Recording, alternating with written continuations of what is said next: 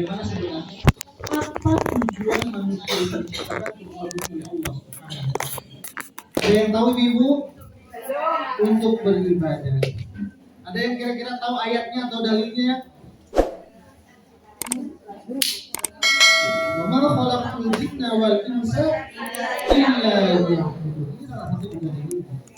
Di ayat lain juga Allah berfirman dalam surah Al-Baqarah, Ya ayyuhan nasu ubudu rabbakumul ladzi khalaqakum walladzina min qablikum la'allakum tattaqun. Ya ayyuhan nas, wahai manusia, ubudu rabbakum, sembah Tuhan kamu, alladzi khalaqakum, yang telah menciptakan kamu, walladzina min qablikum, sebagaimana umat-umat terdahulu juga menyembah Allah Subhanahu wa taala, agar kita menjadi golongan orang yang bertakwa. Jadi titik akhir dari ibadah kita itu adalah bagaimana kita menjadi hamba yang bertakwa.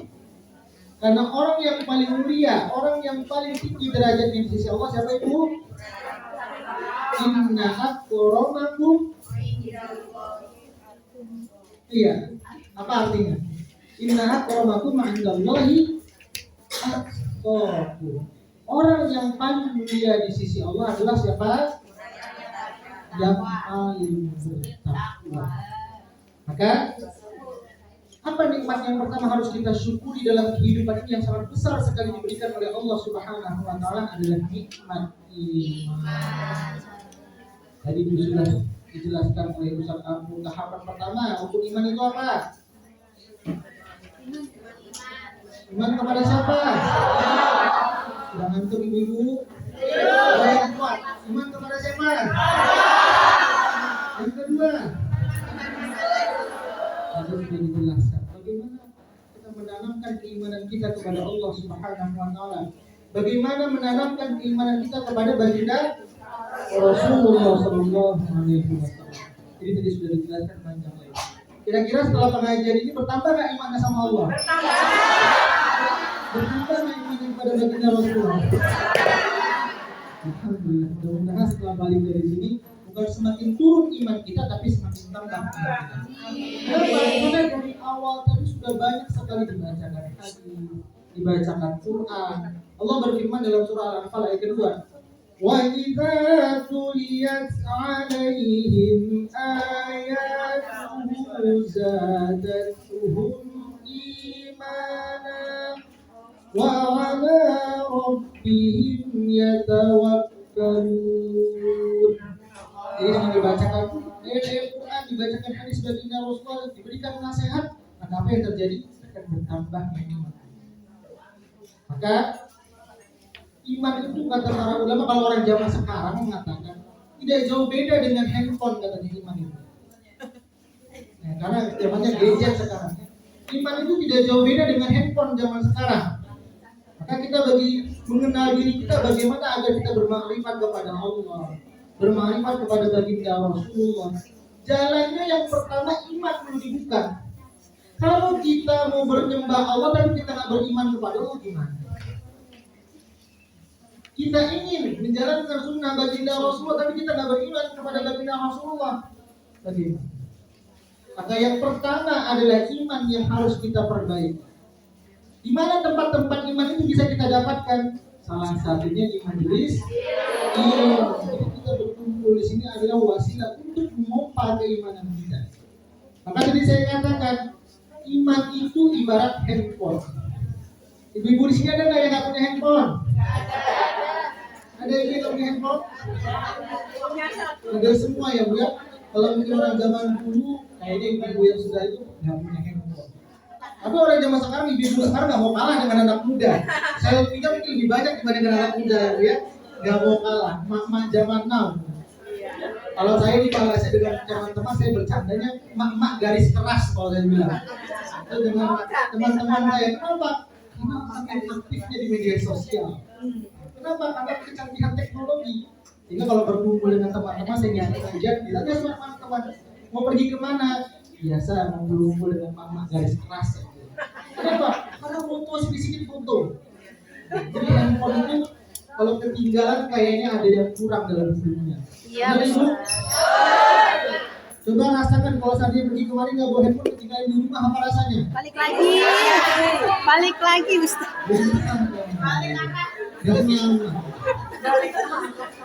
Maka begitulah keimanan itu saya katakan jadi ibarat handphone.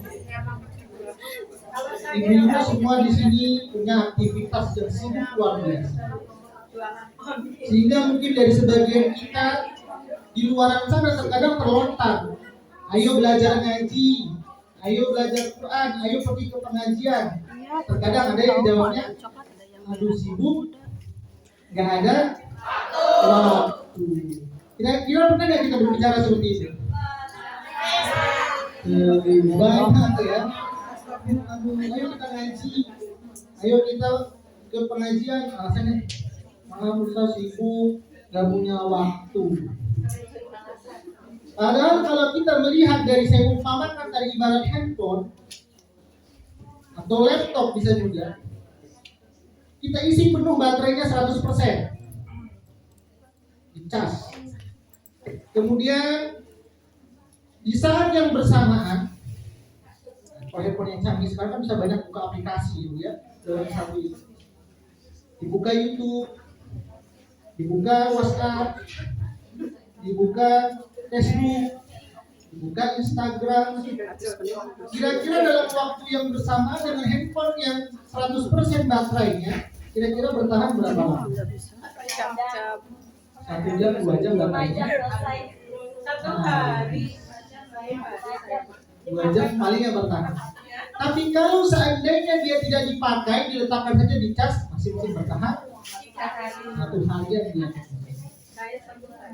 Begitulah sebenarnya kehidupan manusia.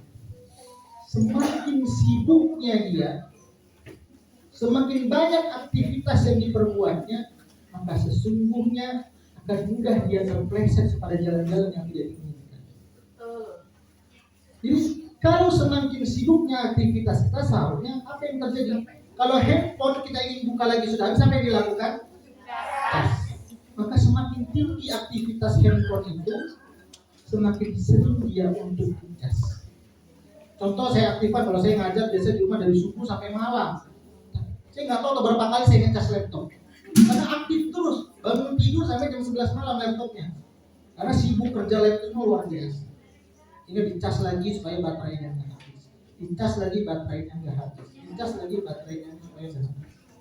Kita semakin sibuknya tapi nggak pernah ngecas diri. Nggak pernah belajar. Sehingga apa yang terjadi? Kalau handphone sudah baterainya habis, oke. Kalau seandainya lagi sudah rusak, baterainya bisa nyimpan nggak? Itulah terkadang hati manusia sulit sekali menerima hidayah Allah Subhanahu Wa Taala karena baterainya sudah bolong. Karena baterainya tidak pernah dicas, apalagi handphone. Kalau lama kita pakai sudah diisi, lama dibiarkan, bolong sendiri baterainya. Seperti itu ya, tiba-tiba mau nggak kayak dulu lagi yang nyimpannya cepat, kok tiba-tiba sebenarnya sudah habis, kan sudah bolong lama nggak dipakai. Begitulah sebenarnya ibarat iman dalam kehidupan kita. Maka bersyukur kali kita kepada Allah Subhanahu Wa Taala, hari ini Allah kumpulkan kita di sini untuk meningkatkan keimanan kita kepada siapa yang pertama? Allah. Yang kedua, meningkatkan keimanan kita kepada siapa?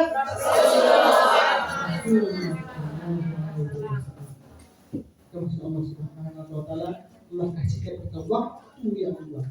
Tadi kalau tadi kita dengar lagu Optik tadi, ada kata-kata waktu.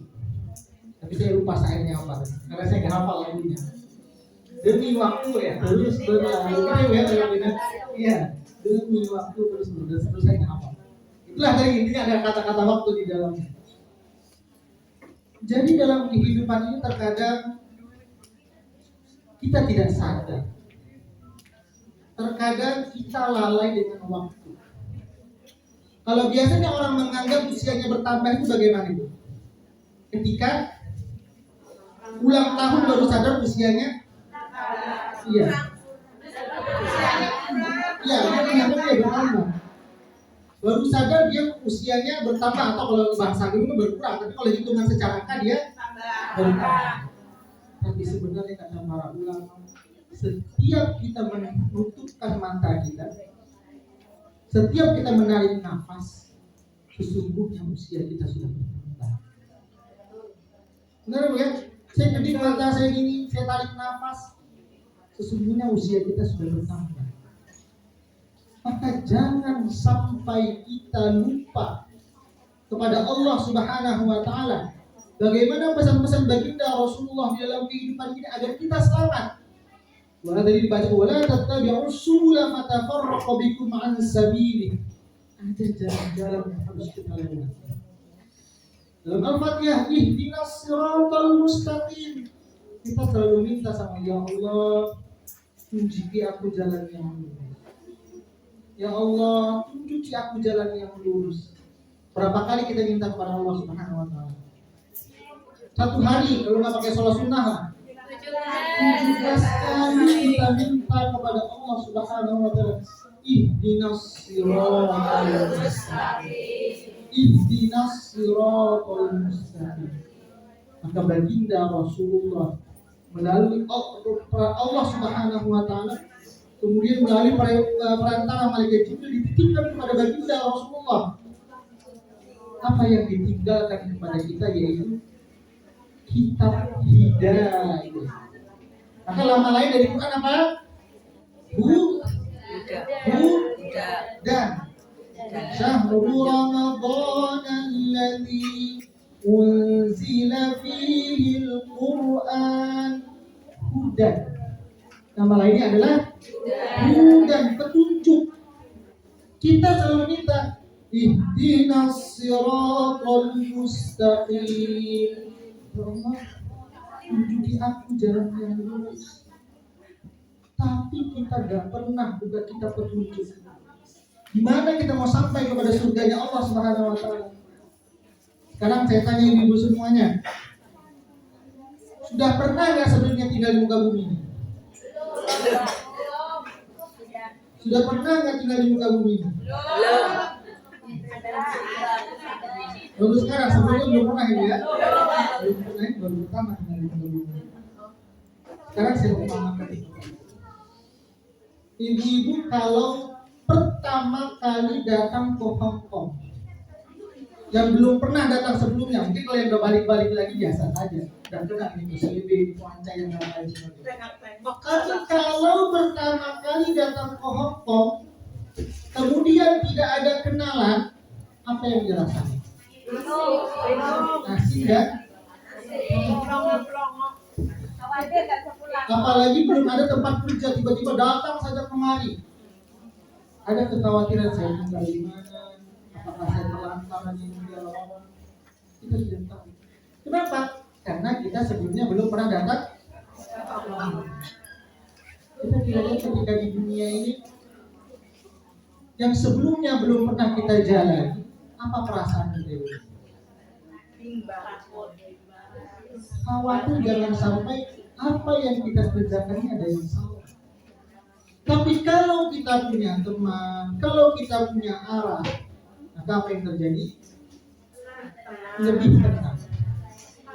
Maka ketika kita tadi sudah dijelaskan bagaimana kita mengenal Allah, bagaimana ada hadiah yang ditinggalkan oleh baginda Rasulullah kepada kita, ada wasiat yang baginda Rasulullah tinggalkan kepada kita, yaitu Quran. Apabila kita berpegang teguh kepada Al-Quran dan Sunnah, maka apa yang terjadi? Akan selamat. Oke ibu semuanya? Ya, sepakat semuanya? Ya, jadi kita yang pertama, setelah kita mengenal Allah, mengenal baginda Rasulullah, maka bagaimana cara keduanya tadi? Man na'arafa nafsahu. Barang siapa yang mengenal dirinya, maka dia akan mengenal Tuhan. Jadi kita sudah tahu Allah, sudah mengenal baginda Rasul. Tapi keduanya itu tidak akan mungkin kita bisa sampai ke sana kalau kita tidak mengenal hakikat diri. Dari ibu, tadi sudah dijelaskan Allah sudah dijelaskan baginda Rasulullah. Kita nggak kenal. Saya sebenarnya di dunia ini ngapain ya? Numpang tidur, numpang makan, numpang gaya-gayaan, atau sesuai yang diperintahkan oleh baginda Rasulullah. Apa yang diperintahkan baginda Rasulullah yang dibacakan ketika pertama sekali? Wama tolak. Jadi ada apa? Atau apa saya koreksi? Ini nggak pelajaran kelas tahsin ya Bu ya? Jangan takut. Ibu baca nggak apa-apa. Oh ini saya baca nanti dikoreksi pula sama Ustaz 1 jam dikoreksi. Jangan takut. Ini nggak kelas tahsin. Jangan takut ya. Nanti kalau saya baca dikoreksi. Oh ini kurang panjang, ini kurang sempurna. Santai saja Ibu. Ada yang kelas belajar ngaji sama saya di sini nggak? Ada. Kalau saya koreksi Ibu ya. Kalau dia musim dingin, nggak nampak keringatannya. Kalau musim panas, makin keringatan. Jadi wama khalaqtul jinna wal insa illa liya'budun. Tujuan misinya Allah ciptakan kita ke dunia ini adalah untuk menyembah Allah Subhanahu wa taala. Kemudian di ayat yang berikutnya saya baca, ya ayyuhan nasu ubudu rabbakumul ladzi khalaqakum wal ladzina min qablikum la'allakum tattaqun. Jadi diperintahkan untuk menyembah Allah Subhanahu wa taala. Kemudian Allah juga ciptakan manusia ini bukan untuk main-main. Kita bisa buka surah Al-Mu'minun. Abatha kata Allah. Ada kalimat abatha. Inna khalaqnakum fa ilaina turja'un. Aku ciptakan manusia ini bukan untuk main-main, bukan untuk bersenang-senang. Tapi apa? Ketika dia lakukan apa yang di dunia ini, fa ilaina turja'un, akan kembali kepada Allah, akan dihisab nanti apa yang dilakukan ketika di dunia. Karena sudah zuhur ya. Kemudian kita akan ada sesi kedua untuk menjelaskan bagaimana sebenarnya hakikat penciptaan manusia. Paling tidak kita ingin tahu dulu di layar pertama sekarang. Insyaallah sudah ada. Kita lihat apa itu sebenarnya manusia ini. Manusia adalah makhluk yang paling sempurna yang pernah diciptakan oleh Allah Subhanahu wa taala. Laqad khalaqnal insana ayo manusia ini adalah manusia yang paling sempurna diciptakan oleh Allah Subhanahu wa taala. Tidak hanya sekedar ibadah saja seperti mereka. Tidak juga hanya akalnya saja. Tidak sekedar nafsunya saja, tapi ketiganya Allah berikan. Maka bagi manusia yang hanya mengandalkan juga ibadahnya saja, maka Rasul juga tidak mengatakan itu tidak baik. Kenapa? Karena kita bukan manusia. Ketika kita juga hanya nafsunya saja yang kita utamakan, itu juga salah. Kenapa? Karena itu bisa melebihi dari hewan. Maka inilah luar biasa yang Allah ciptakan manusia dengan berbagai aspek yang sangat lengkap yang tidak dimiliki oleh makhluk yang lainnya. Maka dikatakan laqad khalaqnal insana fi ahsani taqwim. Maka kalau kita melihat di dalam surah Al-Hajj surah 22 ayat 5, maka di dalam ayat ini ada 4 tahapan proses bagaimana terjadinya seperti kita sekarang ini. Yang pertama adalah turab, yaitu dari saripati tanah. Ibu diciptakan dari tanah. Jadi kalau seandainya ada orang yang dalam hidupnya ini suka meninggi, tanah itu di mana posisinya? Berarti dia sebenarnya bukan tercipta dari tanah ya. Atau kalau seandainya juga dikatakan di sini dalam hidupnya terjadi banyak masalah atau apapun, maka ada canda-candaan orang jangan dia diciptakan dari tanah sengketa.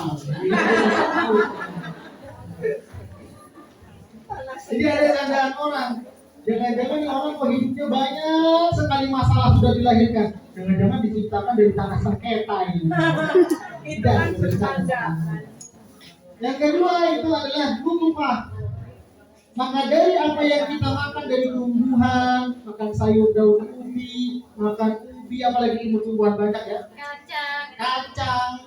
Maka ketika itu kita makan dari saripati tanah, tumbuhnya dalam tanah, maka dia akan menjadi setetes air. Kemudian berproses lagi menjadi alaqah, darah.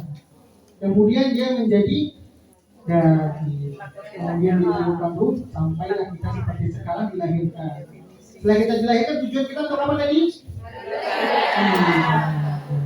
Maka mudah-mudahan untuk gambaran pertama ini kita sudah tahu, sudah sepakat. Kita sekarang di dunia untuk apa? Beribadah. Kalau selama hidup di dunia nggak mau ibadah berarti bukan manusia. Kan manusia diciptakan untuk ibadah. Kalau ada manusia yang gak ibadah berarti bukan manusia. Kita ngambil kesimpulan sendiri ya. Itulah sebenarnya. Kalau kita nggak mau ibadah berarti kita bukan manusia. Maka dalam surah Ar-Rahman, saya ulang lagi. Ar-Rahman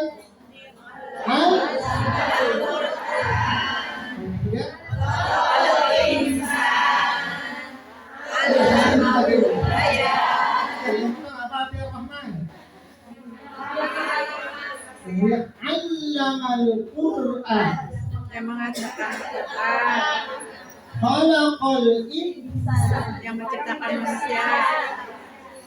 Jadi saya katakan secara logika, belajar Quran dulu baru manusia diciptakan. Tanya lagi, kita ini baru bisa belajar ngaji lahir dulu apa? Lahir dulu baru bisa belajar ngaji. Tapi ayat ini disuruh urutannya gimana? Ngaji dulu baru lahir. Apa maksud dari ayat ini? Khalaqal insan. Maka sesungguhnya bagi manusia di dunia ini yang tidak mau mendalami Al-Quran, sehingga dengan ilmu Al-Quran itu mengantarkan kita beribadah kepada Allah. Dengan ilmu Al-Quran itu bagaimana kita mencintai baginda Rasulullah. Ketika Sayyidah Aisyah ditanya bagaimana akhlaknya baginda Rasulullah, karena khuluquhul Quran. Kalau kalian ingin tahu bagaimana akhlaknya baginda Rasulullah yang melalui dari perintah Allah, dimulai malaikat Jibril kemudian sampai kepada baginda Rasulullah, itulah akhlak baginda Rasulullah di Quran. Karena khuluquhul Quran. Kita diperintahkan belajar Quran. Baru setelah itu khalaqal insan. Jadi bahasa manusia itu Quran ada basyar, ada ins, ada insan, ada bani Adam. Itu banyak kalimat-kalimat yang diterjemahkan secara bahasa itu manusia. Dari pendekatannya itu harus kita buka dalam tafsir, punya pendekatan masing-masing. Maka di dalam ayat ini bisa kita ambil kesimpulan yang dikatakan manusia yang paling baik, yang dikatakan manusia ahsan taqwim ketika hidupnya dia belajar Quran, kemudian dengan Quran itu dijadikan pedoman, dan ketika menjadikan pedoman itu menjadi wasilah dia menyembah Allah Subhanahu wa taala. Ini Bu. Jadi kalau di dunia ini tadi tujuan manusia untuk ibadah, dia nggak mau ibadah berarti bukan manusia. Kalau seandainya di dunia ini ada manusia yang nggak belajar ngaji berarti bukan manusia. Ada kata-kata buku saya itu, buku tajwid dari buku print itu, Quran itu ibarat cahaya. Quran itu ibarat lampu. Banyak umpama-umpama yang saya buat di buku-buku itu.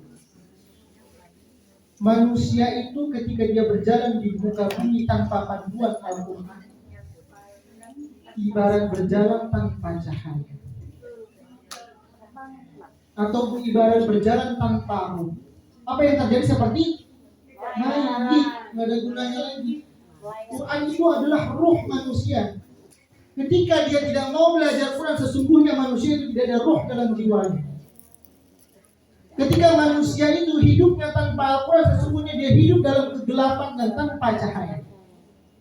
Ketika manusia itu tidak mau belajar Quran, ibarat ada listrik tapi tidak ada saluran apinya, sehingga dia tidak bisa menyalakan kehidupan. Maka kalau kita ingin hidup sesuai bagaimana yang Allah turunkan kepada Nabi Muhammad SAW yaitu Al-Quran, sekarang itu cara pendekatan kita. Man arada an yatakallama ma'allah falyaqra'ul Qur'an. Kalau kita ingin berbicara kepada Allah, baca Quran, iman kepada Allah. Kalau kita ingin beriman kepada baginda Rasulullah, ditanya baginda Sayyidah Aisyah, Baginda Rasulullah kana khuluquhul Quran. Akhlaknya baginda Rasul adalah Quran. Jadi kalau kita ingin berdua jalan iman kepada ma'rifatullah dan ma'rifatul Rasul, ada sudah jalannya. Apa jalannya itu? Subul salam tadi adalah Al-Quran. Dan tujuan kita adalah untuk mudah-mudahan setelah keluar dari sini iman kita semakin naik dan tingkat ibadah kita juga semakin baik. Dan tujuannya tadi adalah inna akramakum indallahi atqakum. Semoga semua dari majelis ini ketakwaan kita semakin meningkat kepada Allah. Ini saja Ibu karena sudah melakukan sholat zuhur. Insyaallah nanti untuk sesi berikutnya kita akan lanjutkan bagaimana kita lebih mengenal lagi manusia. Insyaallah Ibu. Karena kalau kita ingin mengenal Allah, jangan mengenal diri. Ini saja dapat saya sampaikan. Assalamualaikum warahmatullahi wabarakatuh.